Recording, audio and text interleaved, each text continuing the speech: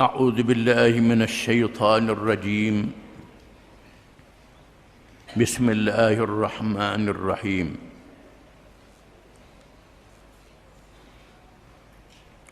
والسماء ذات البروج واليوم الموعود وشاهد ومشهود قتل أصحاب الأخدود النار ذات الوقود إذ هم عليها قعود وهم على ما يفعلون بالمؤمنين شهود.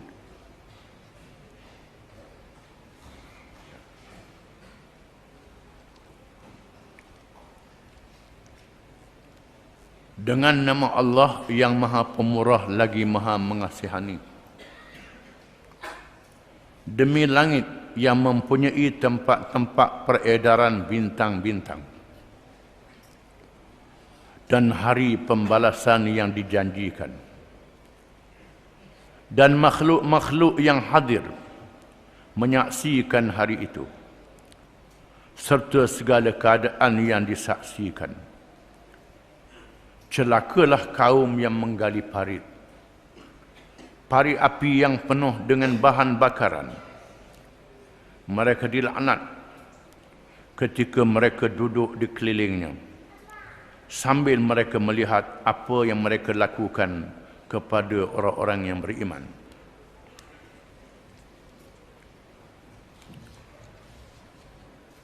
Surah yang dibaca ini dikenali dengan Suratul Buruj.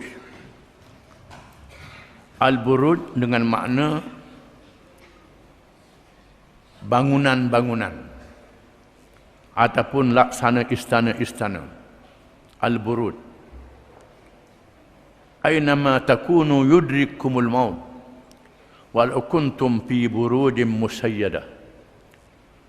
Di mana saja kamu berada, kamu akan dicari oleh mati. Walaupun kamu berada di dalam singgah di dalam istana-istana yang didiri dengan kukuh dan kuat. Dah nak lari lah. Duduk dalam istana pun mati juga. Walaupun istana dikelilingi oleh kota-kota yang teguh. Itu buruj. Yang dimaksudkan di sini ialah kawasan-kawasan yang ditetapkan oleh Allah menjadi tempat peredaran matahari, bulan, bintang-bintang cakrawala yang terlalu banyak. Surah ini dikenali dengan surah Makkiyah. Surah yang diturunkan di Makkatul Mukarramah. Tujuannya menyatakan hakikat akidah Islamiah, kepercayaan kepada Allah, kepercayaan kepada hari akhirat, kepercayaan kepada janji-janji Allah, rasul-rasul yang dilantik oleh Allah, percaya kepada semua yang datang daripada Allah. Itu penekanan yang diberi kepada surah yang diturunkan di Makkatul Mukarramah ketika umat Islam menghadapi musuh-musuh yang sangat zalim, yang sangat jahat. Bagaimana seorang Rasul yang diutuskan oleh Allah kepada seluruh dunia, kerana Nabi Muhammad SAW adalah Rasul yang diutuskan untuk seluruh dunia, bukan untuk Mekah, bukan untuk orang Arab, bukan untuk zaman itu sahaja. Berbeza-beza dengan Rasul yang lebih dahulu daripadanya, untuk kaum dia saja, untuk zaman dia saja. Adapun Nabi Muhammad SAW diutuskan untuk seluruh manusia dan jin. Sehingga hari kiamat, tidak ada lagi Nabi dan Rasul selepas daripadanya. Tiba-tiba Rasul yang diutuskan ini ditentang oleh kaum dia sendiri, oleh anak beranak dia sendiri. Belum lagi menghadapi kuasa besar Parsi dan Rom, China, India, hari ini Amerika, Rusia, British, Jerman, Perancis, Jepun dan lain-lain lagi.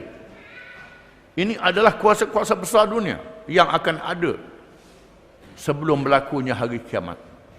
Akan ada kuasa-kuasa besar.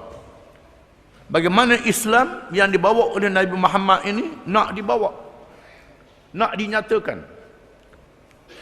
Padahal seluruh kuasa-kuasa besar dunia menentangnya. Di Mekah sudah ditentang. Maka Allah menurunkan surah-surah di Makkatul Mukarramah untuk menyatakan kebesaran Allah dan kekuasaan Allah Subhanahu wa taala. Bahawa semua kuasa-kuasa besar yang menentang Islam itu laksana debu yang sangat halus. Debu yang sangat halus ditiup oleh angin. Jatuh begitu saja. Tunjuklah kuat macam mana, senjata macam mana sekalipun. Tak boleh lawan kekuasaan Allah Subhanahu wa taala. Ini adalah hikmat surah yang diturunkan di Makkatul Mukarramah. Di antaranya suratul Burud, di mana para sahabat yang mendengar surah ini setelah membacanya dan memahami surah ini, mereka merasakan bahawa semua musuh-musuh Islam yang zalim itu kecil saja. Mereka tidak takut dan tidak gentar. Surah ini dimulakan dengan makhluk langit yang sangat besar, yang ada di dalam kawasannya bintang-bintang cakrawala yang beredar, yang tak boleh dibilang banyaknya. Dan bintang cakrawala itu berada di dalam buruj, di dalam kawasan masing-masing, di bawah kekuasaan Allah. Bintang tu ada yang besar pada bumi kita ni. Besar pada bumi, pak kita duduk ni. Bumi ni yang besar ada dah. Tetapi di sana ada cakrawala yang lebih besar. Mungkin berlipat kali ganda. Duduk dalam kawasan peredarannya. Luah kawasan tu tak tahu luah mana. Semuanya berada di bawah kerajaan Allah Subhanahu wa taala. Maka ketahuilah bahawa semua kerajaan yang ada dalam dunia yang lawan Islam ni kecil saja. Kecil saja. Kita adalah hamba-hamba Allah yang ditugaskan untuk menegakkan agama Allah Subhanahu wa taala. Dan Allah Ta'ala mulakan surah ini dengan janji hari kiamat. Berlakunya hari kiamat. Dunia yang besarnya akan dibinasakan oleh Allah.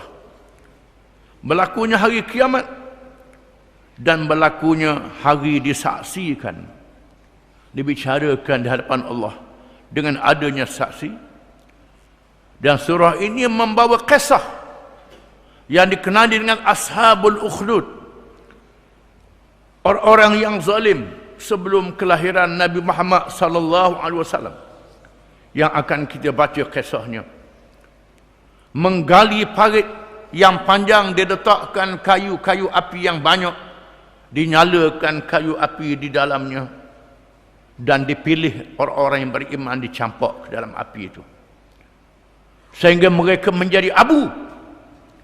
Walaupun mereka menjadi abu, mereka adalah orang-orang yang menang di sisi Allah. Bagaimana jadi abu menang? Kerana kehidupan kita bukan saja kehidupan alam dunia, ada kehidupan alam barzah dan ada kehidupan alam akhirat.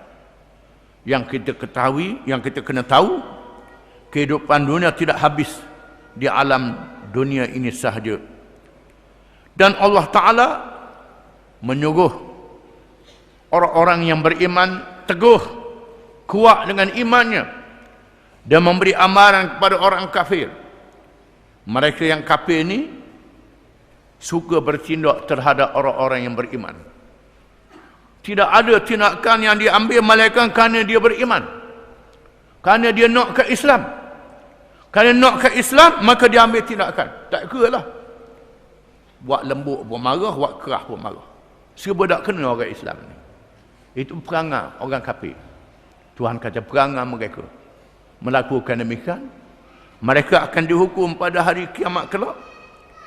Dan Allah Ta'ala menyebut kekuasaannya boleh menghancurkan semua yang zalim itu, walau besar macam mana sekalipun.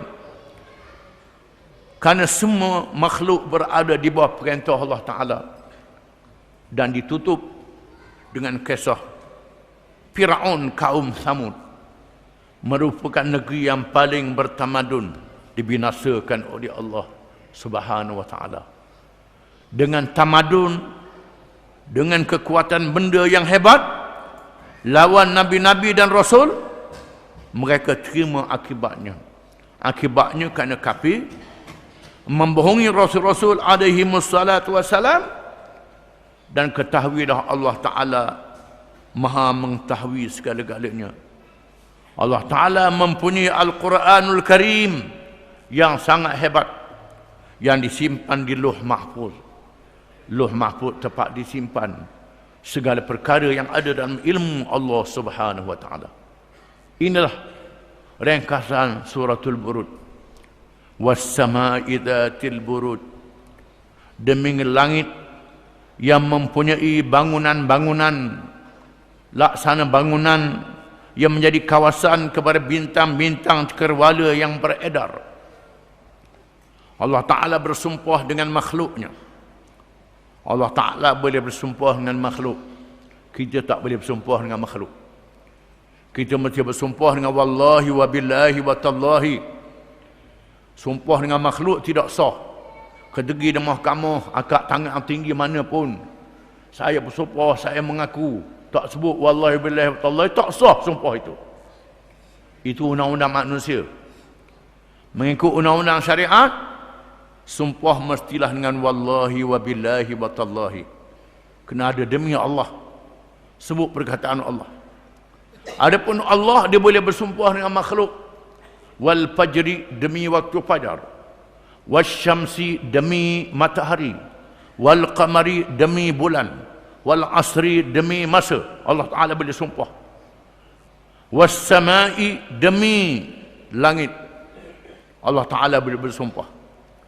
Allah Ta'ala bersumpah dengan makhluk, menandakan makhluk yang Allah Ta'ala jadikan sumpah itu makhluk yang menjadi dalil yang besar kepada kekuasaan Allah Subhanahu wa taala.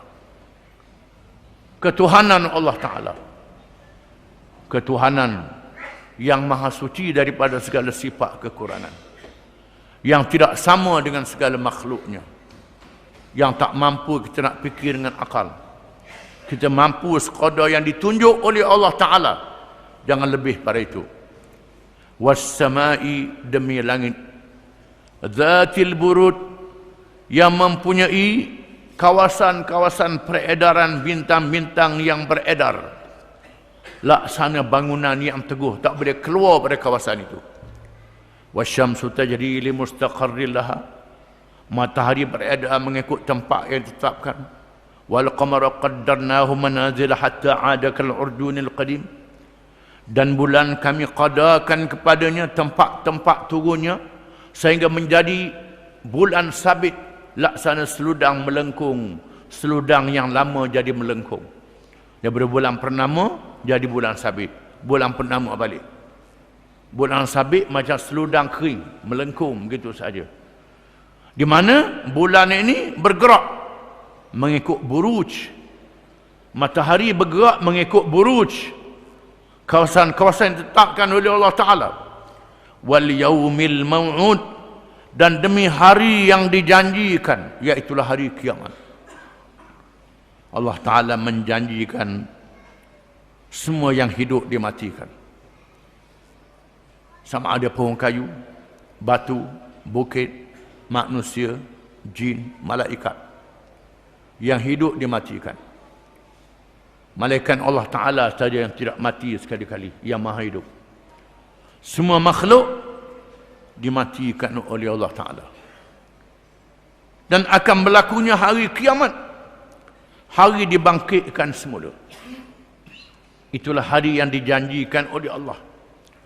Janji yang benar, bukan janji main-main, janji yang sungguh, yang mesti berlaku. Demi hari yang dijanjikan oleh Allah. Wa syahidin wa masyhud, dan demi saksi dan yang disaksikan. Allah Ta'ala bersumpah dengan saksi.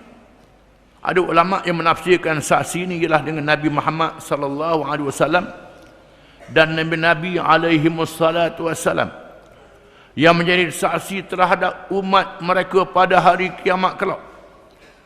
Dan begitulah umat Muhammad setelah menjadi saksi kepada umat-umat yang lain bahawa Rasul-Rasul menyampaikan ajaran Allah. Adakah Rasul beritahu? Rasul beritahu. Nabi-Nabi menjadi saksi terhadap masing-masing.